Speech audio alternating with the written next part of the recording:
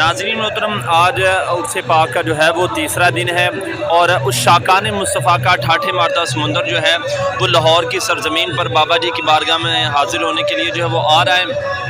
कारकुनान जो है वो जौक दर जौक जो है वो आ रहे हैं और अल्हम्दुलिल्लाह सिक्योरिटी के बहुत सारे इंतजाम हैं। अभी आपको सारी डिटेल देते हैं, आप वीडियो को आखिर तक ज़रूर देखिएगा। अस्सलाम वालेकुम रहमतुल्लाहि व बरकातुहू। नाज़रीन मोहतरम, यहाँ से पहले जब हमारे सिक्योरिटी के हज़रात चेक करके आ जाते हैं तो दूसरी जो पुलिस है उसकी सिक्योरिटी भी जो है वो अलर्ट कर दी है, ये आप देख रहे हैं। और मज़ीद इनको हिदायत भी जो है वो की जा रही हैं और ये आप देख रहे हैं अभी इधर भी